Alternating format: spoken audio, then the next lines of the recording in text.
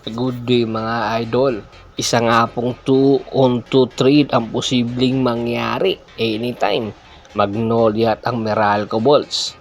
Involving ganito itong si Raymond Almasan. Opo, sino po ba nang kakaalala kay Raymond Almasan? Pumasok ito sa PBA noong 2013 first round, third overall pick ng Rain or Shine Elasto Painters.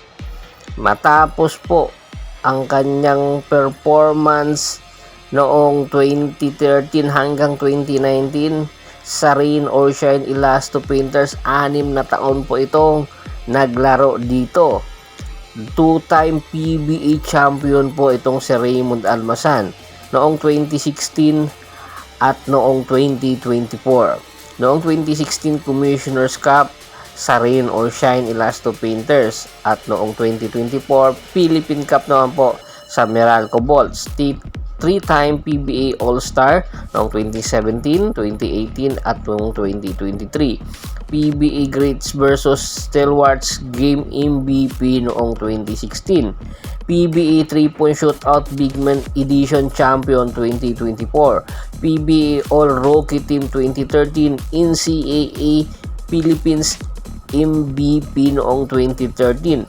Two-time NCAA Philippines Mythical 5 2011 at 2013. Two-time NCAA Defensive Player of the Year noong 2012 hanggang 2013 at NCAA Most Improved Player noong 2011. Ito po yung mga credential na binibit-bit ni Raymond Almasan dahilan para pagka-interesan po ito ng Magnolia.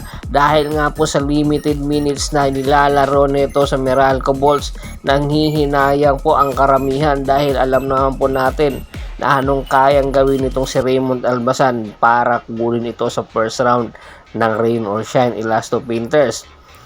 At isa pa sa posible po nakasama sa package sa Magnolia Pambansang Manok Timplados ay itong si Bong Quinto. Opo, kasamahan rin po ni Raymond Almasan itong si Bong Quinto. Ang pagkakaiba po nila kay Raymond Almasan, itong si Bong Quinto po gamit na gamit po ng Meralco Balls, pero kasama po siya sa package, hindi po siya makakalusot dahil kasama siya sa package. 31 years old na po itong si Bong Quinto, samantalang si Almasan ay 36 years old. 2018 second round 14th overall pick po ng Meralco Balls. Matapos ang ilang taong pagmamalagi nito sa Meralco Balls ay sasama na ito sa package. PBA champion po noong 2024 itong si Bong Quinto. PBA Mr. Quality Minutes noong 2024, in PBL Champion 2018, NCAA Champion 2015, NCAA Mythical Team 2018. Ito po yung mga credential na bit nitong si Bong Quinto. Bagamat ito ay 6'2", ang nilalaro po nitong position ay small forward na kung saan babagay po sa Magnolia Pambansang Manok Timplados. Dahil nga po, isa po itong two-way player at syempre the same time scorer, malaking tulong po itong magiging addition sa Magnolia Pambansang Manok Timplados. Katulad ni Raymond Almasan, ang kanilang dalawang mga kakayahan ay makakatulong sa Magnolia Pambansang Manok Timplados para iangat ang kanilang kartada. Dahil eto ngayon ang kailangan ng Magnolia at posible pong ibigay ng Magnolia Pambansang Manok Timplados para sa Meralco Balls ay ito naman pong kanilang big man na si James Lapot. Opo, hindi po kayo nagkakamali. Si James Lapot po ang posibleng ibigay ng Magnolia para po maging kapalit nitong si Raymond Almasan. Katulad po ni Raymond, limited minutes din po ang ilalaro nitong si James Lapot para po sa Magnolia Pambansang Manok Timplados. Dahilan na para mag-isipan po ito ng Meralco na isama sa package. Nakuha po ng Meralco, rather ng Magnolia Pambansang Manok Timplados, si James Lapot via trade sa Terra Perma Jeep. At pagkatapos noon, umangat po ang kanyang karera nung naglalaro po ito sa ilalim ni Coach Chito Victorero. At simula nang may hawakan ito ni L.A. Tenorio, unti-unti pong bumaba ang kanyang minuto.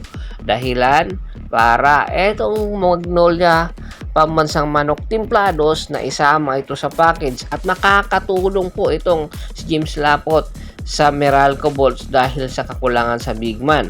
At kasama din po sa package ito naman pong si Rom De La Rosa sa nasabing 2-on-2 package.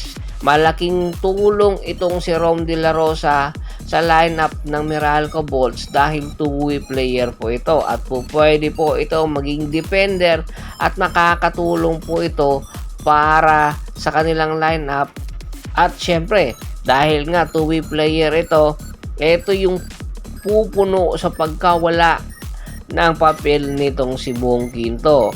Bagamat hindi na po ito bumabata pero malaki pa rin ang papakinabangan nito ng Meralco Bolts. So kaya itong kanilang package na mangyayari ay it's a win-win situation sa bawat kupunan na makukuha po si Rom De La Rosa at James Lapot ng Meralco Bolts, samantalang ang Magnolia Pambansang Manok Timplados makukuha si Raymond Almasan at Bong Quinto. Sa tingin mo, sino ang panalo sa nasabing trade na ito na posible pong mangyari anytime? Komento na po sa baba ng video at pag-usapan po natin. Once again, this is Percival Monteron at your service. Don't forget to subscribe my sports channel at don't forget to click the notification bell button para nga po maging updated palagi sa kwentuhan. At bago pa man po natin tapusin ang ating kwentuhan, shout out muna tayo sa ating mga solid na followers na lagi pong sumusuporta sa atin. Kay Kagawad Kat sa kinudukusin ng Hagonoy, Bulacan, Anthony Laki Alon at sa Laki Alon family, Joel Dungo, Domingo Cabanilla, Domingo Ubuob, Surprise Azalea Flower, Diosdato Adarayan, Eduardo Tolentino, Julian Nipas, at syempre si John Miranda. Marami pong salamat sa walang sawa niyong pagsuporta. Pakibisita na rin po ng Facebook fanpage ko na Hapris PH3, Polgoso at Bostor para po sa mga karagdagan sports balita. Hanggang sa muling kwentuhan, maraming salamat po.